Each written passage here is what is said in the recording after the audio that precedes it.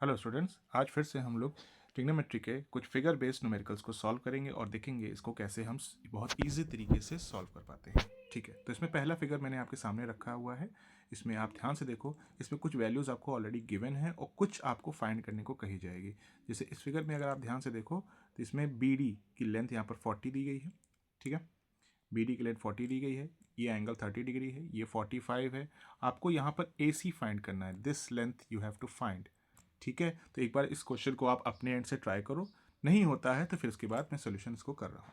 ठीक है, चलिए, इस क्वेश्चन में कहा गया we have to find the length of A सी।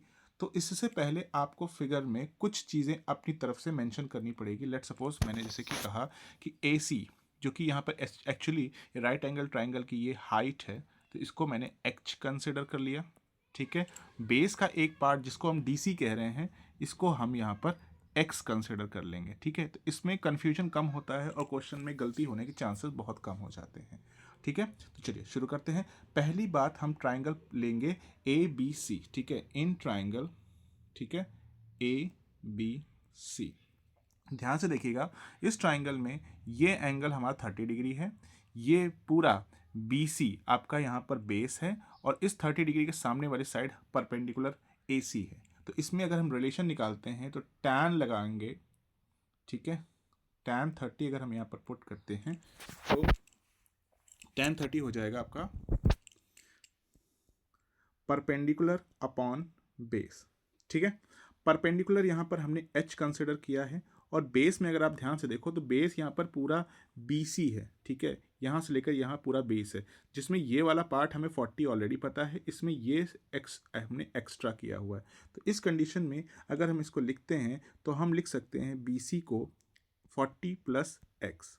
ठीक है, इसको हम लिख सकते हैं 40 प्लस एक्स। ठीक है, इसमें कोई दिक्कत नहीं है। अब tan 30 की वैल्यू, ठीक है, tan 30 की वैल्यू होती है 1/√3। ठीक है, ये होगी आपका h अपॉन 40 प्लस एक्स। ठीक है, क्रॉस मल्टीप्लाई करेंगे। ठीक है, हमें एक फिर से रिलेशन मिलेगा, कहेंगे h√3 is equals to 40 plus x. ठीक, इसको अब हम यहाँ पर चाहो तो होल्ड करके छोड़ देते हैं इक्वेशन 1 मान के। ठीक है, अब हमारा काम यहाँ तक हो चुका है।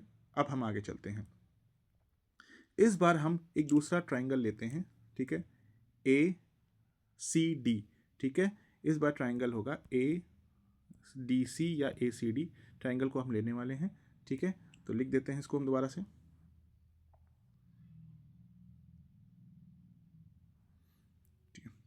Triangle A C D.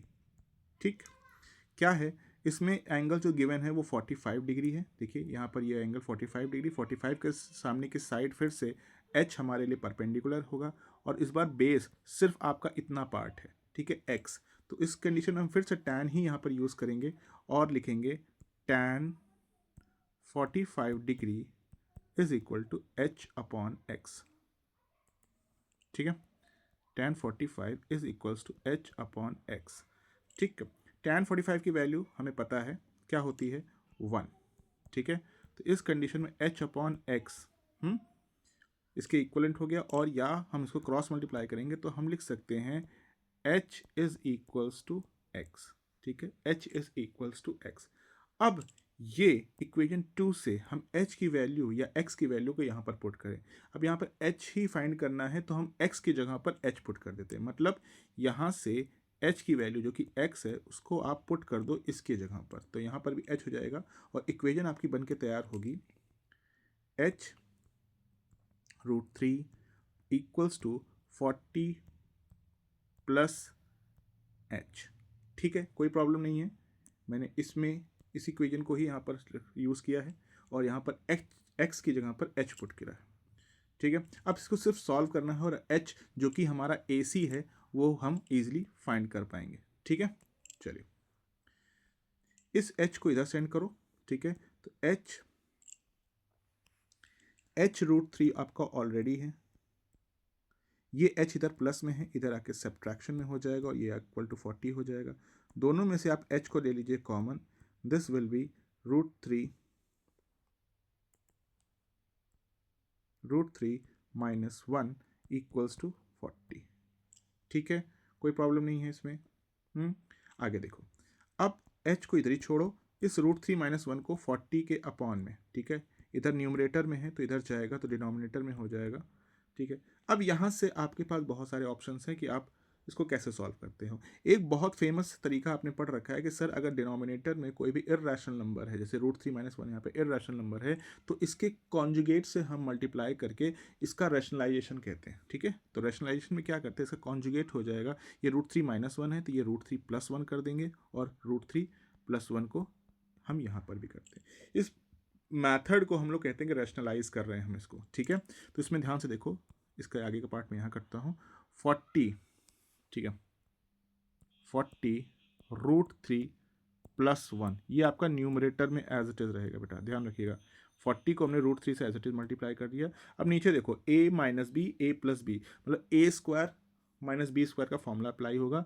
a मतलब यहाँ पर √3 है तो a √3 का स्क्वायर करोगे तो 3 हो जाएगा, और 1 का स्क्वायर करोगे तो 1 ही रहेगा, ठीक है। तो यहाँ पर हो गया 40 √3 + 1, ठीक है, और अपॉन में 3 - 1 दैट इज 2, ठीक है। 2 से आप 40 को कट कर दो, ये हो जाएगा 20 √3 + 1, ठीक है। अब और अगर आप इसको सॉल्व करना चाहते हैं तो आप √3 की वैल्यू पुट कर दो, ठीक है। जैसे कि अगर आपको पता हो कि 20 को ऐसे छोड़ो, √3 की वैल्यू होती है 1.732, ठीक है, और +1, ठीक है। तो ये हो जाएगा 20 इंटू 1.732 + 1 दैट इज 2.732, और इसको आप फर्दर 20 से मल्टीप्लाई करेंगे तो आपका फाइनल आंसर आ जाएगा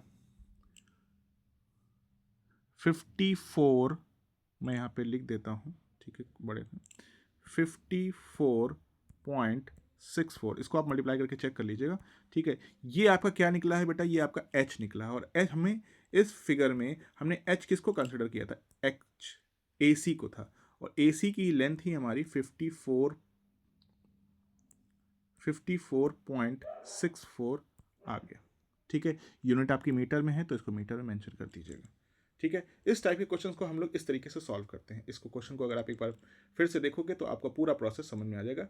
इसको मैंने हर स्टेप को पूरा एक्सप्लेन करके समझाया है, तो हो सकता है आपको थोड़ा लेंदी लग रहा है। जब आप इसके यूज टू हो जाओगे तो इसको आप और कम स्टेप्स में भी सॉल्व कर सकते हैं। चलिए एक और क्वेश्चन देखिए, आपके सामने है, इसमें भी कुछ चीज़ें गिवन हैं और उनका यूज़ करके कुछ वैल्यूज़ आपको फाइंड करनी है। देखो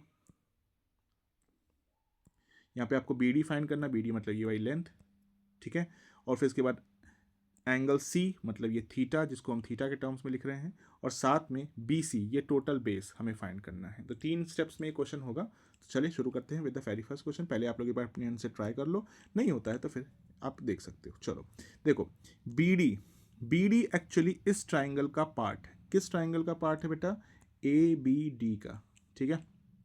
तो हम लिखेंगे भी यही ABD, ठीक है, ट्राइंगल ABD, ताकि हमको पता रहे कि हम अप्लाई किस में कर रहे हैं। अब ABD में ये 45 दिया है, और तो उसके बिहाफ पर ये जो ट्राइंगल है, ठीक है, या और उसमें जो AD है वो क्या हो गया, परपेंडिकुलर हो गया, और हमें BD फाइंड करना है, तो BD यहाँ पर बेस है, ठीक है। इसको हम x मान लो, या BD से ही काम चल सकता है। तो हम लिखेंगे tan ही लगाएंगे क्योंकि परपेंडिकुलर और बेस में ही रिलेशन बनाना है। तो हम लिखेंगे tan 45। एक छोटी सी चीज़ भी ध्यान रखिएगा, किसी भी ट्राइंगल में अगर कोई भी एंगल 45 दिया गया है, दैट मीन्स वो ऐसी कंडीशन अराइज होती है कि वहाँ पर परपेंडिकुलर और बेस इक्वल होता है, क्योंकि tan 45 1 होता है, क्रॉस मल्टीप्लाई करोगे तो आपको जो परपेंडिकुलर दिया गया है उतना ही बेस आ गया। अभी आप इसको देख लो, टैली भी कर लेना, ठीक है। AD है, AD अपॉन BD, ठीक है। tan 45 1 होता है, AD हमें गिवन है, AD हमें दिया है 10, और BD का हमें पता नहीं है, लेट सपोज हमने x कर लिया, ठीक है, या हम कैसे सिंपल BD ही रखते हैं, ठीक है, ज़्यादा कन्फ्यूजन नहीं करेंगे कि क्रॉस मल्टीप्लाई करो, BD को उधर भेजो, BD इंटू 1 तो BD ही हो जाएगा, तो BD भी आपका 10 हो गया, ठीक है, 10 मीटर्स हो गया आपका BD, ठीक है। तो फर्स्ट पार्ट हमने फाइंड कर लिया, जो कि BD आपका 10 मीटर्स आ गया, ठीक, पहला काम खत्म है। दूसरे में एंगल सी पूछ रहे हैं, ठीक है, एंगल सी मतलब इस ट्राइंगल की बात हो रही है इस बार, ठीक है, इस बार ट्राइंगल आपका ये है। ट्राइंगल का नाम इस बार हम लोग पुट करेंगे, मैं यहाँ करता हूँ triangle, triangle A C D, ठीक है।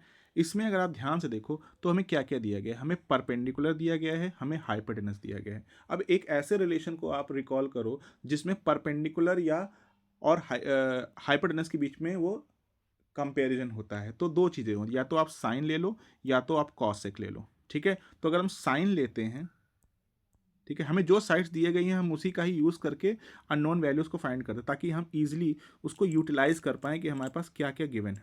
अगर हम साइन थीटा लेते हैं तो साइन थीटा होता है परपेंडिकुलर अपॉन हाइपोटेनस, ठीक है। अब इस पर्टिकुलर ट्राइंगल में हमें परपेंडिकुलर भी पता है और हाइपोटेनस भी पता है। परपेंडिकुलर रख लो आप, देखो परपेंडिकुलर आपका दिया गया 10 और हाइपोटेनस 20, तो 10/20, ठीक है। ये किसकी वैल्यू आई है, साइन थीटा की वैल्यू आई, ठीक है। हमें थीटा फाइंड करना है तो ध्यान रखिएगा थीटा तक पहुंचेंगे हम लोग, इसको रिड्यूस करेंगे आपको मिलेगा 1/2, that is sine theta is equals to 1/2। कल की वीडियो में मैंने आपको बताया था कि जब भी इस तरह की वैल्यू आएगी तो आपको अपनी साइन टेबल याद होनी चाहिए, तभी आप इस थीटा के रिस्पेक्ट में एंगल को फाइंड कर पाओगे। अब आप बताओ कि साइन की टेबल में 1/2 कितने डिग्री पर आता है।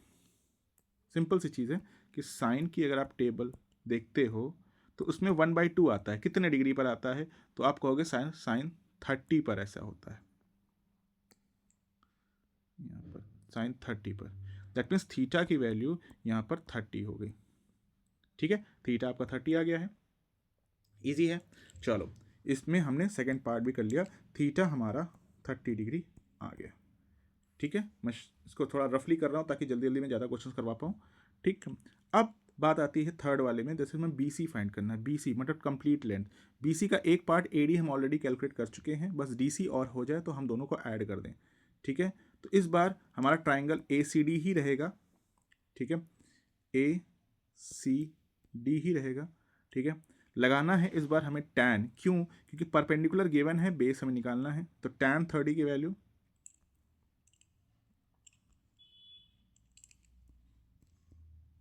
एंगल हमारे पास ऑलरेडी है, टैन 30 हो गया, ठीक है। परपेंडिकुलर अपॉन बेस होता है, परपेंडिकुलर हमें बेटा 10 दिया गया है, 10 दिया गया है, देखो परपेंडिकुलर हमें यहाँ पे 10 दिया गया है। अब उस परपेंडिकुलर का यूज़ करके अगर हम लोग वैल्यू फाइंड करें तो टैन 30 कितना होता है, 1/√3, ठीक है। और बेस, ठीक है, इस पर्टिकुलर में हमें बेस भी गिवन है, दैट इज सी डी, ठीक है, सी डी क्रॉस मल्टीप्लाई करो, तो ये हो जाएगा C D is equal to 10√3, ठीक है। अब देखो सी डी को 10√3 कर लिया, डेसिमल में लेके चलते हैं तो √3 की वैल्यू पुट करो, अभी बताई थी आपको √3 की वैल्यू, 10 इंटू 1 पॉइंट, कुछ वैल्यूज़ आप याद रखना बेटा, √2 और √3 की वैल्यू आपको एकदम याद होनी चाहिए कि बोर्ड्स में इन वैल्यूज़ का फ्रीक्वेंटली यूज़ होता है, कभी तो दे देंगे आपको क्वेश्चन में लिख कर कि भाई ये यूज़ कर लो, अदरवाइज नहीं है तो आप अपनी तरफ से भी कर सकते हो, ठीक है। 10 से मल्टीप्लाई करोगे 17.32 हो जाएगा, ठीक है। ये आपका क्या आ गया है, ये आपका सी डी आ गया है, लेकिन अभी इस कंप्लीट नहीं हुआ है, इतना पार्ट हमें आ गया है 17.32, हमें ये पूरा चाहिए, ठीक है। तो इसकी बी डी हमने ऑलरेडी निकाल रखा था, 10 था, B C is equals to क्या है, देखो ध्यान से, B D plus C D, B D plus C D, B D हमारे पास कितना है बेटा, बी डी देखो ध्यान से 10 था, सी डी हमारा 17.32 आया था, दोनों को ऐड कर लो, 27.32 मीटर्स आपका आंसर हो जाएगा, ठीक है, 27.32 आपका आंसर हो जाएगा। क्लियर है, थोड़ा राइटिंग के लिए एक्सक्यूज़ करिएगा क्योंकि जल्दीबाजी में इस पर राइटिंग बैठ नहीं रही है, ठीक है। बाकी आप इसको देखो, क्वेश्चन में पूरा तरीके से मैंने सॉल्व करवाया। एक और क्वेश्चन देखिए, इसमें भी फिगर गिवन है, बहुत कुछ वैल्यूज़ हैं, उसका यूज़ करके आपको यहाँ पर दो एंगल्स फाइंड करना है, एक्स डिग्री जो कि यहाँ पर है और वाई डिग्री जो कि यहाँ पर है, दोनों की वैल्यू फाइंड करनी है। तो करिए, चलिए देखो, पहले एक बार ट्राई कर लो, फिर मैं देखना। अब इस देखो ध्यान से, इस ट्राइंगल में अगर आप ध्यान से देखो, ठीक है, तो ये एक राइट एंगल ट्राइंगल है। ये अगर थीटा कंसिडर कर लो तो इसके सामने की साइड आपकी है परपेंडिकुलर है, ठीक है, और लॉन्गेस्ट थीट और 90 डिग्री के सामने की साइड को हम लोग हमेशा ही हाइपोटेनस कहते हैं। मतलब कि कह सकते हैं कि सर इस ट्राइंगल में हमें परपेंडिकुलर और हाइपोटेनस दिया गया है इस ट्राइंगल में, ठीक है, इस ट्राइंगल में परपेंडिकुलर। तो ट्राइंगल का अगर आप नाम करना चाहें तो कर सकते हैं, अदरवाइज मैं सीधे ही इसको ये कर रहा हूँ। तो tan x, ठीक है, perpendicular upon hyper, sorry tan नहीं लगाएंगे इस बार, साइन लगाएंगे, क्योंकि परपेंडिकुलर और हाइपोटेनस दिया है ना, तो साइन बेस्ट होता है, या साइन या कॉसेक में कुछ भी आप लगा सकते हो, ठीक है। तो साइन लगाते हैं, sine x degree is equal to perpendicular upon hypotenuse. Perpendicular हमारा 5 दिया गया है, हाइपोटेनस हमारा 10 दिया गया है। इसको रिड्यूस करेंगे, आपको फिर से 1/2 मिल जाएगा। फिर से बात आती है कि सर tan साइन x अगर 1/2 है तो x कितना होगा, तो साइन की टेबल में अगर आप ध्यान से देखो तो साइन x आपका 30 डिग्री पे आता है, ठीक है, ये साइन 30 डिग्री की वैल्यू है, तो दैट मीन्स x आपका 30 डिग्री हो गया। वैल्यूज एकदम रटी होनी चाहिए, एग्जाम में आपको सोचना नहीं है कि टेबल अगर बना सकते हो स्टार्टिंग में, आप अगर टेबल बनाने का आपके पास टाइम है तो आप टेबल बना लीजिए स्टार्टिंग में ही, क्योंकि बहुत फ्रीक्वेंटली यूज होगा इस टाइप के क्वेश्चंस का। फिर एक एक्स डिग्री तो हमने फाइंड कर लिया, 30 डिग्री आ गया। अब y के लिए हमें ये दूसरे ट्रायंगल को कंसिडर करना है, y के लिए इस ट्रायंगल में कंसिडर करेंगे, ठीक है। तो इसमें भी अगर आप ध्यान से देखो तो y के रेस्पेक्ट में हमें परपेंडिकुलर और बेस दिया गया है, ठीक है, y के रेस्पेक्ट में ये बेस है, हाइपोटेनस इस बार नहीं दिया गया है, ध्यान रखिएगा। तो परपेंडिकुलर और बेस के लिए है तो हम कॉट या तो हम टैन का यूज़ करते हैं, तो टैन कर लेते हैं, tan y degree, tan y degree perpendicular upon base होता है, परपेंडिकुलर 10 दिया गया है और बेस भी इसके रिस्पेक्ट में 10 है, ठीक है। दोनों को कट करो, 1 आ जाएगा। और ध्यान रखो कि tan की टेबल में ये y डिग्री है, 1 कितने डिग्री पर आता है, कितनी डिग्री पर आता है, तो आप बोलोगे सर ये tan 45 के बराबर होता है, दैट इज tan 45, ठीक है। तो उस रिस्पेक्ट में आप सीधे ही यहाँ पर लिखो कि sir y is equals to 45, ठीक है, y भी हमने फाइंड कर लिया। इजी है क्वेश्चन। चलो अप्रोच देखो भाई, घबराना नहीं है, क्वेश्चन कुछ भी बना के आया भाई, पहले देखो कि राइट एंगल कैसे बन रहा है, राइट एंगल में कौन सा परपेंडिकुलर होगा थीटा के रिस्पेक्ट में, कौन सा हाइपोटेनस है, कौन सा बेस है, ठीक है। क्वेश्चन कैसा भी आड़ा तिरछा दे देंगे, लेकिन ये बेसिक चीज़ें इसमें सेम ही रहती हैं, ठीक है। एक और क्वेश्चन करते हैं, थोड़ा सा एक्स्ट्रा काम करना पड़ेगा इसमें, तो ज़रा इसको सॉल्व करें अपने एंड से। इसमें आपको ए बी मतलब ये वाली पार्ट आपको फाइंड करना है, ठीक है। तो एक बार ट्राई करिए, बाकी मैं करता हूँ इसको, ध्यान से देखिए। इसमें हमें क्या क्या दिया है, हमें इस बार सी डी देखा है, ठीक है, बी सी नहीं दिया गया है, हमने उसको एक्स कंसिडर कर लिया, और ये ए बी है वो उसको हमने एच कंसिडर कर लिया, ठीक है। तो चलते हैं, पहले हम एक क्वेश्चन लॉजिक लगाते हैं, हम पकड़ते हैं पहला triangle A B C D, ठीक है, बी सी डी, ठीक है। इसमें अगर आप ध्यान से देखो परपेंडिकुलर है और बेस है, अगर हम एक्स के रिस्पेक्ट, क्योंकि एक्स देखो दोनों में कॉमन है इसलिए हम एक्स पर जोर डाल रहे हैं, अदरवाइज करने को तो हम कोई भी कर सकते हैं, ठीक है, लेकिन हम एच स्पेस के लिए कर रहे हैं क्योंकि हमको पहले एक चीज़ पता चल जाए, ठीक है। तो ट्राइंगल बी सी डी में देखते हैं, तो परपेंडिकुलर और बेस के बीच में रिलेशन बनता है टैन का, ठीक है, और ये आपका परपेंडिकुलर है और ये बेस है, ध्यान रखिएगा बेस कौन है, तो 30 डिग्री के रिस्पेक्ट में परपेंडिकुलर आपका एक्स है, ठीक है, 30 डिग्री के रिस्पेक्ट में परपेंडिकुलर आपका एक्स है और बेस आपका 60√3 है, ठीक है बेटा। tan 30 की वैल्यू 1/√3 होती है, ठीक है, इसको x अपॉन 60 प्लस 30 कर लीजिए, सॉल्व क्रॉस मल्टीप्लाई करेंगे तो ये हो जाएगा आपका 60 plus √3 is equals to x√3, ठीक है, x√3, या x की वैल्यू जो कि बेस है, ठीक है, इसके लिए आप लिखोगे x equal to 60 plus √3 upon √3, ठीक है। ये वैल्यू अभी हम यूज़ कर लेंगे आगे, ठीक है। यहाँ तक आई होप सो कोई प्रॉब्लम नहीं होगी। अब आगे चलते हैं। अब इस क्वेश्चन में थोड़ा सा आपको दिमाग लगाना पड़ेगा। यहाँ पर देखो 90 90 कहाँ कहाँ दिया गया है। एक ये 90 डिग्री है, ठीक है, एक ये 90 डिग्री है, एक ये 90 डिग्री है। इस ट्राइंगल में पहले देख लो, इस ट्राइंगल में, ठीक है, अगर ये 90 डिग्री बेटा, ये एंगल 90 डिग्री है तो ये भी 90 डिग्री होगा, मतलब ये अगेन एक राइट एंगल ट्राइंगल है। इस राइट एंगल ट्राइंगल में ये 30 डिग्री है, ठीक है, ये 90 है, ये कितना होगा, तो ये आप कहोगे सर ये 60 डिग्री होगा, ठीक है, क्योंकि ट्राइंगल्स की जो तीनों एंगल्स का सम होता है 180 होता है। दो एंगल्स यहाँ पर ऑलरेडी 90 और 30 दिए गए हैं, तो तीसरा एंगल आपका 60 हो जाएगा। अब ये 60 हो गया। उसके रिस्पेक्ट में हम और क्या फाइंड कर सकते हैं, इसके रिस्पेक्ट में हम और क्या फाइंड करेंगे, बताइए, कोशिश करिए।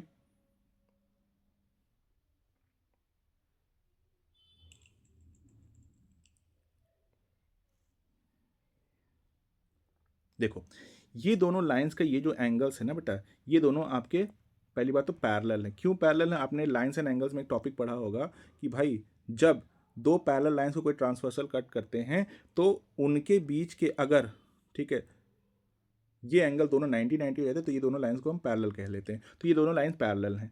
उस पैरेलल लाइन में एक पार्ट, ठीक है, उस ध्यान से देखिएगा, उस पैरेलल लाइन का एक पार्ट हमें 60 दे रखा है। अब इस 60 के ऑल्टरनेट बना रहा है ना बेटा, ध्यान से देखिएगा थोड़ा, ठीक है, ये जो लाइन बन रही है, ठीक है, इसको ध्यान से देखो, जेड शेप बन रहा है, तो ये 60 है तो ये भी आपका 60 डिग्री हो जाएगा, ठीक है, ये भी आपका 60 डिग्री हो जाएगा। इसको आपको मेंशन करना पड़ेगा, ये 60 डिग्री हो गया।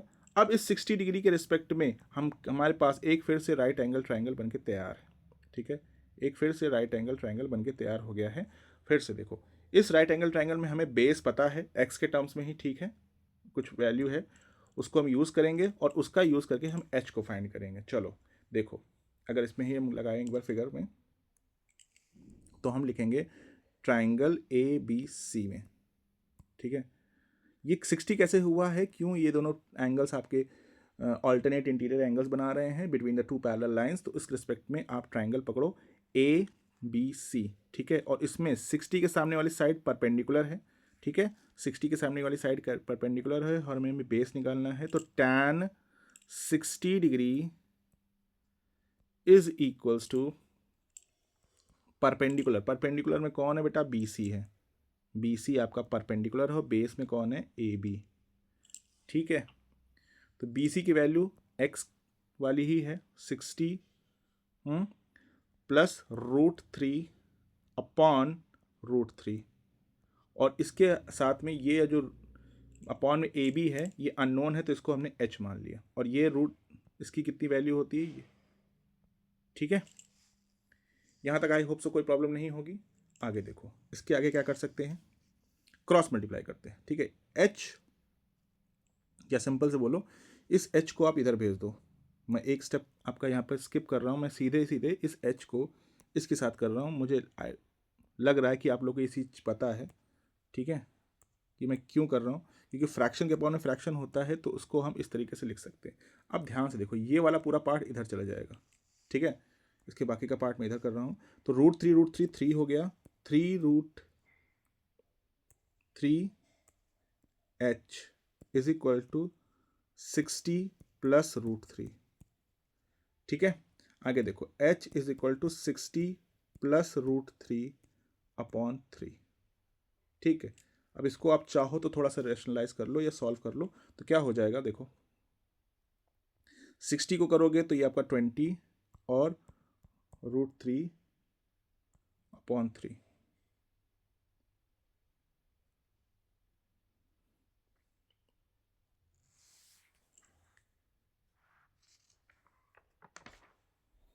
ठीक है।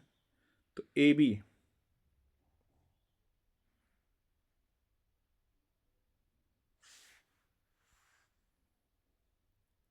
की वैल्यू यहाँ पर 20√3 आ जाएगी, ठीक है, इसको आप सॉल्व करोगे तो 20√3 आपकी वैल्यू होगी।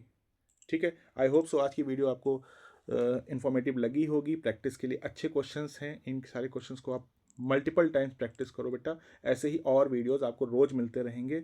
इस चैनल को जितना हो सके सब्सक्राइब करिए ताकि ये वीडियोस का जो सीरीज़ है ये लगातार चलती रहे।